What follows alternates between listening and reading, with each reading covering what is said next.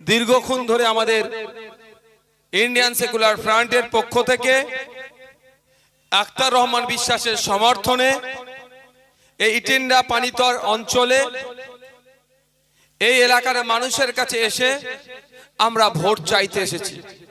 দীর্ঘক্ষণ আপনারা বক্তব্য শুনেছেন, আমাদের একাধিক বক্তারা একাধিক বক্তব্য দিয়েছেন। মূল লক্ষ্যটা এটাই তাদের যে আগামী জুন মাসের 1 তারিখে সকাল সকাল খামচিহ্নে ভোট দিয়ে আখতার রহমান বিশ্বাসকে পার্লামেন্টে পাঠানো, পার্লামেন্টে পাঠানোর পরে তার কি কাজ আছে বা একটা এমপির কি কাজ সেইটা আপনাদের কাছে আমি একটু শেয়ার করতে চাই। আপনারা শুনবেন? কারা শুনবেন? শুনতে চাইছেন হাত তুলুন তো। আপনাদের একটু জানা দরকার একটা এমপির কাজটা কি। দুঃখের বিষয়, এই ভাই যারা গাছে উঠেছে সাবধানে থাকবে। গাছে না কিসের চালে উঠেছো সাবধানে থাকবে ভাই। এই টয়লেটের ছাদে দেখো ভালোবাসতে যে ভাইজান জিন্দাবাদ বলে নিচে সামনে দিও না, বিপদ হয়ে যাবে। তো আগে জানতে হবে আমাদেরকে, আমরা এই বসিরহাট লোকসভার প্রায় 16 লক্ষের অধিক ভোটার। আমাদের চাওয়া পাওয়া, অভাব অভিযোগ আমরা দেশের আইনসভাতে কিভাবে পাঠাবো। সবাই যদি আমরা এই 16 লক্ষের অধিক মানুষ যদি দিল্লিতে গিয়ে দেশের আইনসভার মধ্যে বলি না, আমাদের সবার পক্ষে যাওয়া সম্ভব হবে না। যারা শুনবেন তাদের শোনার মতো মানসিকতা বা ধৈর্য থাকবে। সেই জন্যই ভোটিং সিস্টেম, আমরা আমাদের জনপ্রতিনিধিকে দেশের আইনসভায় পাঠাবো। দেশের আইনসভায় গিয়ে আমার জনপ্রতিনিধি আমাদের যে সমস্যাগুলো আছে সেইগুলোকে নোটিশ করবে, ওখানে অ্যাড্রেস করবে। কনসার্ন ডিপার্টমেন্টাল মিনিস্টাররা সেটা নোট ডাউন করে এই বসিরহাটের, এই ইটেন্ডার, এই আপনার বাদুড়িয়ার, এই মিনাখার মানুষজন অর্থাৎ এই লোকসভার মানুষের হাড়োয়া থেকে শুরু করে যে সমস্যাগুলো আছে সেইগুলোকে নোট ডাউন করে সমাধান করবে। এটা হচ্ছে সিস্টেম। দেশের 140 কোটির অধিক মানুষ আছেন, সবাইয়ের সমস্যা যদি কেউ শুনতে চায় তাহলে কত বছর লাগবে আর মুখে বলা যাবে না। সেই জন্যই এই দেশের 140 কোটি মানুষের জন্য সারা দেশ থেকে 543 জনকে পার্লামেন্টে যাওয়ার ব্যবস্থা করা হয়েছে গণতান্ত্রিক প্রক্রিয়াতে। এই 543টা সিটের জন্য অন্তত 3000-এরও বেশি মানুষ প্রতিদ্বন্দ্বিতা করছেন। কেউ কোন রাজনৈতিক দলের পক্ষ থেকে করছেন, কেউ ন্যাশনাল পার্টির পক্ষ থেকে করছে, কেউ রিজিওনাল পার্টির পক্ষ থেকে করছে, কেউ রিকগনাইজ পার্টির পক্ষ থেকে করছে, কেউ নন রিকগনাইজ পার্টির পক্ষ থেকে করছে, বা অনেকে নির্দল থেকেও করছেন। প্রত্যেকের রাইট আছে, আমার আপনার প্রত্যেকের রাইট আছে। ইসিআই যে গাইডলাইন দিয়েছে সেই গাইডলাইনকে মান্যতা দিয়ে আপনি আমি যে কেউ ইচ্ছা করলে বসিরহাট থেকে নয়, এই 543টা সিটের যে কোনো জায়গা থেকে ভারতবর্ষের যে কোনো প্রান্ত থেকেই আমরা কন্টেস্ট করতে পারি। কিন্তু যেতে হারাটা কোথায় আপনাদের হাতে নির্ভর করছে। এতজন বসিরহাটে প্রার্থী হয়েছেন, বিজেপির থেকে প্রার্থী হয়েছে, তৃণমূলের থেকে হয়েছে, আইএসএফ এর খামচিহ্ন থেকে হয়েছে, বিভিন্ন রাজনৈতিক দলের পক্ষ থেকে হয়েছে। দেখবেন যখন ক্যান্ডিডেট লিস্ট হয়ে যাবে, সিম্বল অ্যালটমেন্ট যখন হয়ে যাবে, অনেক জনের নাম পাবেন। প্রত্যেকের রাইট আছে দাঁড়ানোর, প্রত্যেকেই দাঁড়াতে পারে। 25,000 টাকা জেনারেলদের জন্য ফর্ম ডিসিআর কাটতে হবে, আর কিছু কাগজপত্র আছে সেটাকে মেনটেন করতে হবে। এবার হচ্ছে বিষয়, যে কেউ দাঁড়াতে পারে। এই নির্বাচনী ক্ষেত্রের কথা বলছি, বসিরহাটের মা বাপ ভাই বোন থেকে শুরু করে এই যে ভোটাররা আছেন, যাকে চাইবেন যে সংখ্যাগরিষ্ঠ ভোট পাবে সে পার্লামেন্টে যাবে। তার কাজটা কি হবে? পার্লামেন্টে গিয়ে এই বসিরহাট মানুষের চাওয়া পাওয়া, অভাব অভিযোগগুলো পার্লামেন্টে উত্থাপন করা। দ্বিতীয় কাজ কি? একাধিক কাজ আছে, কয়েকটা গুরুত্বপূর্ণ কাজের কথা বলি। দ্বিতীয় গুরুত্বপূর্ণ কাজটা কি?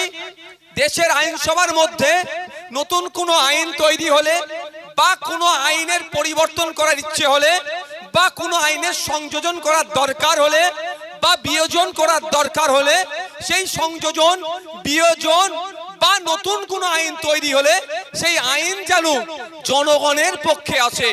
জনগণের পক্ষে যদি আসে, আমাদের আখতার রহমান বিশ্বাস আরো ভালো করে জনগণ কিভাবে ফায়দা পাবে আমার ইঞ্জিনিয়ার ছেলে পার্লামেন্টে গিয়ে বলবে। আর যদি দেখে যে আইনটা পাস হচ্ছে জনগণের বিপক্ষে যাচ্ছে, বিভাজনের রাজনীতি হবে, এই আইনের ফলে কোনো একটা শ্রেণীর মানুষ, কোনো একটা সমাজের মানুষ, কোনো একটা জাতের মানুষ, কোনো একটা বর্ণের মানুষ, এক কথায় নাগরিক ডেপ্রাইভ হবে, নাগরিক অত্যাচারিত হতে পারে, নাগরিক অধিকার ক্ষুণ্ণ হচ্ছে, তখনই আখতার রহমান বিশ্বাস বলিষ্ঠ কণ্ঠে একা হলেও পশ্চিমবাংলার আইনসভার মধ্যে একদিকে 293, একদিকে সংযুক্ত মোর্চার বিধায়ক নওশাদ সিদ্দিকী যেভাবে লড়াই করছে, আখতার রহমান বিশ্বাস জনগণের বিপক্ষে বিল গেলে সেখানে লড়াই করবে। 3 নম্বর কাজটা কি আছে গুরুত্বপূর্ণর মধ্যে? এমন আইডিয়া শাসকের নাই বা অনেক এমপিদের কাছে নাই বা অনেক রাজনৈতিক দলের কাছে নাও থাকতে পারে, ইউনিক আইডিয়া নাও থাকতে পারে। আমরা আমাদের পার্টির পক্ষ থেকে আখতার রহমান বিশ্বাসের মাধ্যমে দেশের পার্লামেন্টে রাখবো, দেশের আইনসভার মধ্যে রাখবো, যে কাজটা করলে আমার ইটেন্ডার মানুষেরা, আমার বসিরহাটের মানুষেরা, আমার বাদুরিয়ার মানুষেরা, আমার এই রাজ্যের মানুষেরা, আমার দেশের মানুষেরা উপকৃত হবে, এটা পার্লামেন্টের মধ্যে রাখবো। কিন্তু দুঃখের বিষয় আমরা কি দেখছি? আমরা যাদেরকে ভোটে জিতে পার্লামেন্টে পাঠালাম তাদের অধিকাংশের কথাই বলছি, এখন তো লেটেস্ট সময় এসেছে টিকটক ভিডিও, সেলফি আর টিকটক ভিডিও এখন হচ্ছে ফ্যাশন। আপনি যদি টিকটক ভিডিও না করতে পারেন, আপনি যদি একটা সেলফি না পোস্ট করতে পারেন, আপনি নাকি সামাজিক নয়, সোশ্যাল স্ট্যাটাস আপনার নাকি ডাউনে চলছে। তো ওই কাজে তো নয়। একটা এমপি কে পাঠানো হয়েছে ওখানে গিয়ে পার্লামেন্টে গিয়ে টিকটক ভিডিও করার জন্য নয়, এমপি কে পার্লামেন্টে পাঠানো হয়েছে মোদিজি, অমিত শাহজি, রাহুলজির সাথে সেলফি তুলে পোস্ট করার জন্য নয়। তাকে পার্লামেন্টে পাঠানো হয়েছে যে ইছামতির নদীর যে বাঁধটা দুর্বল হয়ে যাচ্ছে, মাটির যে বাঁধটা আছে তার পরিবর্তে কংক্রিটের বাঁধ নির্মাণের জন্য ভারত সরকারের কানে আওয়াজটা ঢুকিয়ে দেওয়া। তার পরিবর্তে কি করছে? তার পরিবর্তে কি করছে? টিকটক ভিডিওতে মজে আছে। তাকে পার্লামেন্টে পাঠানো হয়েছে। এই টেন্ডার অঞ্চলের কথা বলছি, এই পানিতর অঞ্চলের কথা বলছি, এখানকার স্বাস্থ্য ব্যবস্থা, শিক্ষা ব্যবস্থা তলানিতে চলে যাচ্ছে। এখানকার যুব সমাজকে ধ্বংস করে দেওয়ার জন্য পাড়াতে পাড়াতে লিগাল ইললিগাল মদের দোকান খুলছে। আমাদের আখতার রহমান বিশ্বাস পার্লামেন্টে গিয়ে ইটান্ডার মানুষের জন্য, বসিরহাটের মানুষের জন্য স্বাস্থ্য আন্দোলনের কথা বলবে, স্বাস্থ্য কেন্দ্রের মান উন্নয়নের কথা বলবে, শিক্ষা কেন্দ্রের মান উন্নয়নের কথা বলবে, নতুন শিক্ষা প্রতিষ্ঠান গড়ার কথা বলবে। যে সমস্ত শিক্ষা প্রতিষ্ঠানগুলো আছে সেখানে শিক্ষক নাই ছাত্র বেশি, শিক্ষক ছাত্র রেশিও মেনটেনের কথা বলবে। সেখানে গিয়ে এই যে যুব সমাজকে ধ্বংস করে দেওয়ার জন্য যেভাবে এই জুয়া চলছে, যে জুয়া থেকে তৃণমূলের বন্ধুরাও কিছু কাটমানি খাচ্ছে, সেগুলো বন্ধ করে যুব সমাজ যাতে আগামী দিনে বসিরহাটকে এগিয়ে নিয়ে যেতে পারে, বাংলাকে এগিয়ে নিয়ে যেতে পারে, দেশকে এগিয়ে নিয়ে যেতে পারে, তার বলিষ্ঠ কণ্ঠে সওয়াল করবে। আপনারা যদি সুযোগ দেন, আপনারা সুযোগ দিলে এই কাজগুলো হবে, কারণ সুযোগ তো আপনাদের হাতে আছে। আপনারা সকলেই জানেন, বলে আসছে, কিন্তু আমার এখনো সৌভাগ্য হয়নি দেখা, আমি অপেক্ষায় আছি। আমাদের বিদায়ী প্রধানমন্ত্রী নরেন্দ্র দামোদর দাস মোদীজি নাকি চা বিক্রেতা ছিলেন, কিন্তু প্রশ্ন আমার সৌভাগ্য হয়নি। ভাই এখানে বসে যেতে পারেন, 10 মিনিট আপনি একটু পিছিয়ে গিয়ে বসুন না ভাই, পিছনে লোক ভাই বসে যান তো ভাই, সবার সুবিধা হবে। পিছনে লোকগুলোর অসুবিধা হচ্ছে অনেক, উঁচু দেখতে পাচ্ছেন তো, কারো অসুবিধা হচ্ছে না তো? হ্যাঁ, কারো অসুবিধা হচ্ছে? ভাই বসে পড়ুন তো। নরেন্দ্র দামোদর দাস মোদীজি উনি নাকি চা বিক্রেতা ছিলেন, কিন্তু আমার মনে হয় এখানে যতজন উপস্থিত হয়েছেন কারো সৌভাগ্য হয়নি উনি কোন দোকান থেকে চা বিক্রি করতেন ওই দোকানটা দেখার। আর সাথে সাথে উনি যে যাকে চা বিক্রি করেছেন, চা খেয়েছেন, এই ধরনের ভারতবর্ষের যত নাগরিক আছে একটা কেউ হাত তুলে বললো না যে আমি মোদিজির হাতে চা খেয়েছি। আমাদের সৌভাগ্য হয়নি। যদিও কতটা অসত্য কথা নতুন করে বলতে লাগে না। আমি কন্ট্রোভার্সিতে যাচ্ছি না, আমি বিতর্কে যাচ্ছি না, আমি তর্কের খাতিরে ধরে নিলাম দেশের প্রধানমন্ত্রী একজন চাওয়ালা হয়েছিলেন। তাহলে এটা আমরা গর্ব করে বলতে পারি যে ভারতবর্ষ এমন গণতান্ত্রিক রাষ্ট্র, জনগণ যাকে চাইবে সে প্রধানমন্ত্রী হবে। আগামী দিনে আপনার এখানে যে আইসক্রিম বিক্রেতা আছে, ঠেলা নিয়ে যায়, যিনি ডেলেবার আছেন, যিনি কৃষক আছেন, তাকেও যদি জনগণ চায় তাহলে দেশের প্রধানমন্ত্রী হতে পারে। তাই আপনার হাতে ভাগ্য, আপনাদের ভাগ্য আপনাদের হাতে আছে।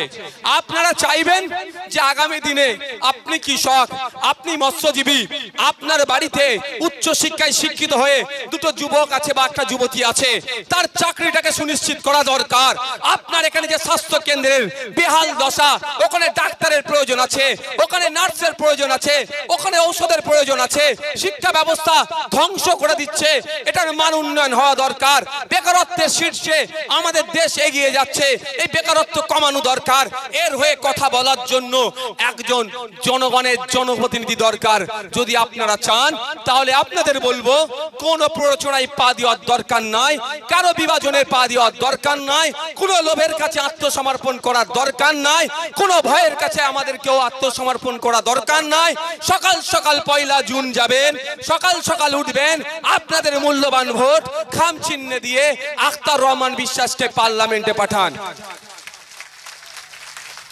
আপনি যদি আম খেতে আপনার ইচ্ছা যায়, আপনাকে বলবো আর পরের খেতে আপনাকে চাষ করতে হবে না। প্রথম কথা বলবো, পরের খেতে আর চাষ করতে যাবেন না।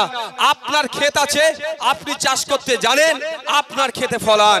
কারণ ইতিপূর্বে 17 বার আপনারা পার্লামেন্টে পাঠিয়েছেন। আপনার দাদু ভোট দিয়েছে, আপনার বাবা ভোট দিয়েছে, এখন আপনারা ভোট দিচ্ছেন। 17 বার 1952 সাল থেকে আপনারা ভোট দিয়ে পার্লামেন্টে আপনাদের সুখ দুঃখের কথা বলার জন্য পাঠিয়েছিলেন। এই 17 বারে বিভিন্ন রাজনৈতিক দলের পক্ষ থেকে গিয়েছে, কিন্তু দুঃখের বিষয় ইছামতির যে বাঁধ কংক্রিটের নির্মাণ হোক, এই 17 বারের মধ্যে একবারও কাউকে বলতে শুনলাম না। আমাদের তাহলে কথা কে বললো?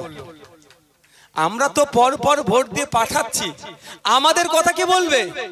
আমাদের সমস্যা সমাধানের জন্য তো পাঠাচ্ছি আমরা, তার ব্যাংক ব্যালেন্স বাড়ানোর জন্য নয়। তার 1 বছরে 5 কোটি টাকা এমপি ল্যাডে আসে, 5 বছরে 25 কোটি টাকার মধ্যে 20% 30% কাটমানি খাওয়ার জন্য পাঠাচ্ছি না আমরা তাকে পাঠিয়েছি শুধু 5 বছরে 25 কোটি নয়, আরো বেশি করে নিয়ে এসে কিভাবে বসিরহাটের মানুষকে উন্নতির চরম শিখরে নিয়ে যাওয়া যায়, এখানকার মানুষের চাপ অভিযোগগুলো কিভাবে পূরণ করা যায়, তার জন্য চিৎকার করতে হবে দেশের আইনসভার মধ্যে।